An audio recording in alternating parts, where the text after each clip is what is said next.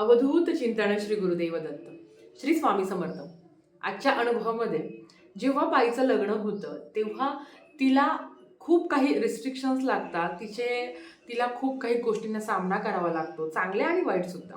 आणि जे आपण ज्या घरात जातो त्या घरातले रूल्स रेग्युलेशन तिला लागू होतात, त्या घरातले नियम अटी, त्या घरातले देव, या सगळ्या गोष्टी तिला लागू होतात. महाराजांच्या कृपेने एका ताईंचा अनुभव तुम्हाला आज सांगणार आहे की फक्त एवढ्या अडचणीतून आपण कशी स्वामी सेवा करू शकतो आणि फक्त नामस्मरणातून आयुष्याचं किती चांगलं होऊ शकतं, त्याच्यावरचाच आजचा अनुभव आहे. लग्न झालं तेव्हा ताई ना अशा घरात गेल्या की जिथे देवाला काही जागा नव्हती. त्या घरात होती ते पैसा होता, घरात लक्ष्मी खूप होती, घरात एकदम स्टँडर्ड वातावरण होतं, जिथे कधी कुठले दिवस पाळले जात नव्हते, कधीही वाटलं मांसाहार केला. घरात एक प्रकारचा बार झाला होता. त्यांनी असा रूम केला होता की तिथे पण कोणी पण येणारे गेस्ट यांना लाईक थोडंसं मद्यपान, ज्याला आपण ड्रिंक म्हणतो, ड्रिंक वगैरे दिली जाईल, अशा स्टँडर्ड फॅमिलीमध्ये ताईंचं लग्न झालं. लग्न झाल्यावर त्या वातावरणात आपल्यासारख्या मुली ॲडजस्ट होऊ शकत नाही, की ज्या घरात देवालाच जागा नाही आहे, ज्या घरात देव फक्त शोसाठी मांडलेले आहे, ज्या घरात एका देवाचा फोटो फक्त शोसाठी ठेवला होता कारण तो फोटो खूप सुंदर होता. आणि ना अशा नास्तिकांच्या घरात जेव्हा त्या ताईंचं लग्न झालं तेव्हा अर्थात त्यांच्यासाठी खूप अवघड होतं. आणि त्यातल्या त्यात त्या आधीपासून स्वामी भक्त होत्या. पण घरात अशा वातावरणामध्ये आणि सासूबाईंचं बऱ्यापैकी वर्चस्व असल्यामुळे त्या ताई करणार तरी काय. तेव्हा त्यांनी खूप हिंमत धरून लग्नाच्या 4-5 महिन्यानंतर सासूबाईंना विचारलं की मी एक स्वामी भक्त आहे, मी केंद्रात गेली तर चालेल का. तेव्हा सासूबाई हसल्या आणि त्या बोलल्या, आजकालच्या काळात देव वगैरे असं काही नसतं म्हणे, तुला काय करायचं ते तू घराच्या बाहेर करायचं, तुझे स्वामी माझ्या घरात येता कामा नये. असे बोलल्यावर ताईला हिंट लागले की आता माझी सेवा थांबली, मी काहीच करू शकत नाही, कारण घरात कुठलाही ग्रंथ, कुठलंही पुस्तकं, कुठलंही काहीच घरात चालणार नव्हतं. महाराजही चालणार नव्हते. आणि त्यातल्या त्यात महाराज हे दत्त स्वरूप असल्यामुळे त्यांचे नियम अटी खूप आहे. आपल्या घरात तर असं वातावरण आहे आणि अशा वेळेस आपल्यासारख्या मुली पण विचार करतील की अशा वातावरणात महाराजांना आणू तरी कसं.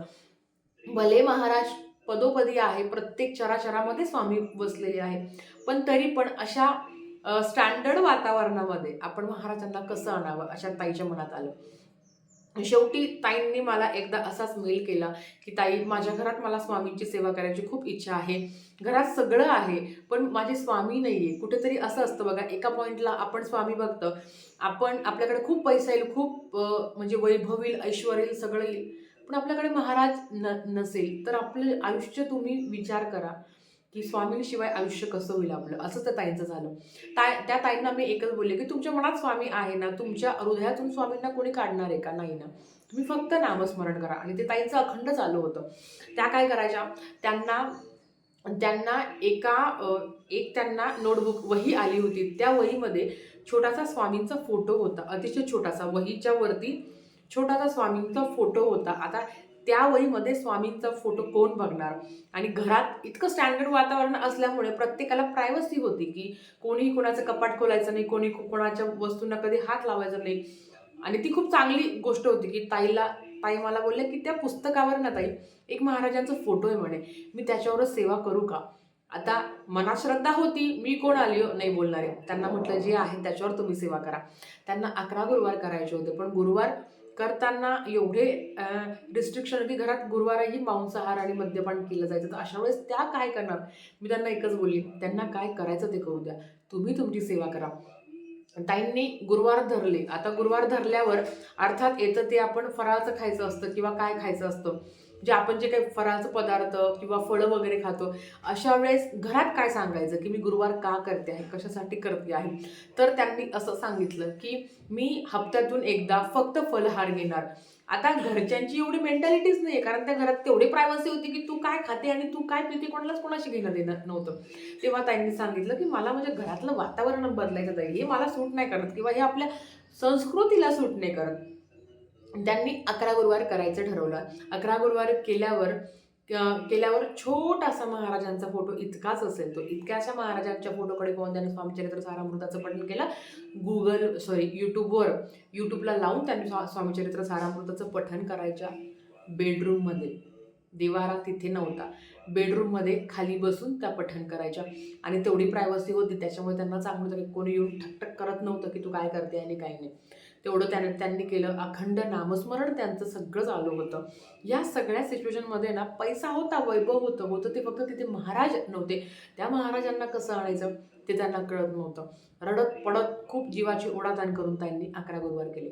आता 11 गुरुवार झाल्यावर अर्थात आपल्याला वाटतंच की प्रचिती यावी, काहीतरी चांगलं घडावं, काहीतरी तर घडावं. तसं काहीच घडलं नाही. एक दिवस झालं असं की सासूबाईंची तब्येत म्हणजे अचानक बिघडली, रातोरात बिघडली सासूबाईंची तब्येत. आता सासूबाईंची तब्येत बिघडल्यावर ती अशी सिच्युएशन होती की बुवा त्यांना लगेच दवाखान्यात घेऊन जायचं होतं. काहीच आपण त्यांना करू शकत नाही. त्यांना दवाखान्यात घेऊन जायचं होतं. दवाखान्यात गेल्यावर सासूबाईंना ICUमध्ये ठेवण्यात आलं आणि एक व्यक्ती सासूबाईंजवळ पाहिजे होती, असं ते डॉक्टरांनी सांगितलं होतं. मग अशा वेळेस अर्थात आपल्या ताईच एक सूनबाईचं कर्तव्य असतं, ते आपण केलंच पाहिजे. ताई त्या दवाखान्यात गेल्या. ताई त्या दवाखान्यात सासूबाईंबरोबर 3 दिवस होत्या. सगळे गेस्ट वगैरे येत होते. सासूबाई पण झोपून होत्या, म्हणजे त्या ना ICUमध्ये होत्या, झोपून होत्या. आता ताईंना एक माहिती होतं की महाराजांचं नामस्मरण जे कधी कुठे केव्हा कोणावरही तुम्ही करू शकता.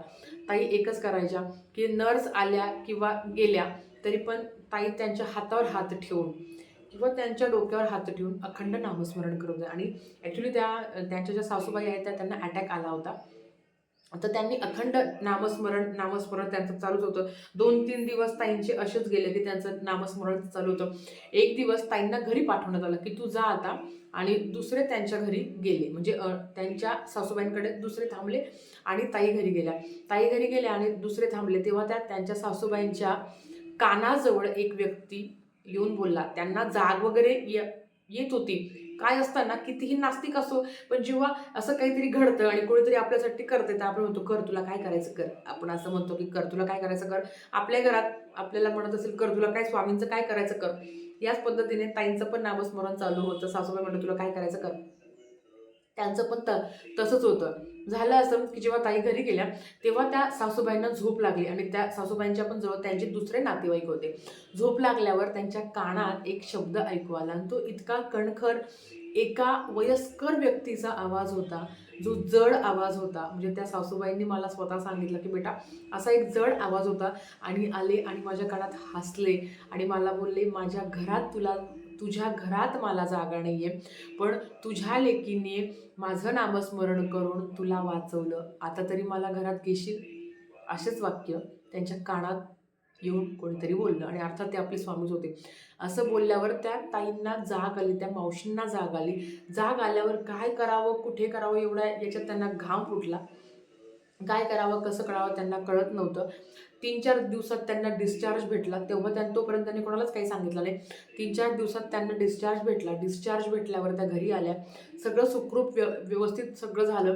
त्याच्यावर त्यांनी त्यांच्या सूनबाईला बोलवलं आणि म्हणे, आता मला सांग म्हणे, तुझ्या स्वामींना आपल्या घरात कुठे जागा द्यायची. आणि सूनबाई शॉक की कुठल्याही देवाला न मानणाऱ्या माझ्या सासूबाई आज अशा का म्हणताय. मग त्या बोलल्या की आई माझं काही चुकलं का, तुम्ही अशा का बोलता. तर ते बोलल्या की नाही बेटा, तुझं नाही चुकलं माझंच की महाराजांना तू माझ्या घरात जागा मागत होती, मी दिली नाही, पण आज तुझ्याच सेवेने महाराजांनी मला परत जीवनदान दिलं. कारण अर्थात त्यांच्या पण हार्टमध्ये ब्लॉकेज होते. तर त्या ब्लॉकेजसाठी पण ताईंनी नंतर सेवा सुरू केली. आता त्याची त्या ब्लॉकेजसाठी त्यांची ती सेवा चालू आहे.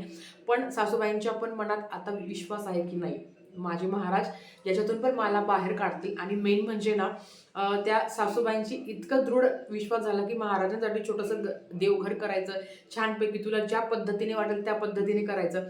मला फक्त एक गोष्ट सांगायची आहे की आयुष्यात काहीतरी वाईट घडतं.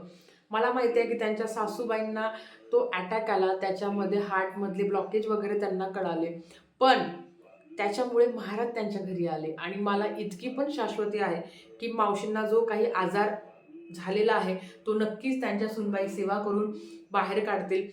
कितीतरी नास्तिकांना अस्तिक करायचं स्वामी काम करत असता आणि ह्या सोशल मीडियाच्या माध्यमातून ह्या गोष्टी तरी कळतात की कितीतरी लोकांच्या घरात ज्या लोकांनी महाराजांच्या सेवेला विरोध केला तेच आज म्हणतात की तुझ्या स्वामींना कधी घरी घेऊन येतात. आताही ते पण लवकरच स्वप्नीलदादाकडनं मूर्ती मागवणार आहे आणि छान पद्धतीने मूर्तीची पण प्राणप्रतिष्ठा करणार आहे. हे सगळं घडतं ना, त्याला चमत्कारच म्हणतात. आणि महाराज नेहमी म्हणत असतात की कुठलाही चमत्कार करायला मला आवडत नाही रे, पण तुझी सेवा, तुझी भक्ती अशी आहे की मला त्या गोष्टी करायला भाग पाडते. धन्यवाद. श्री स्वामी समर्थ.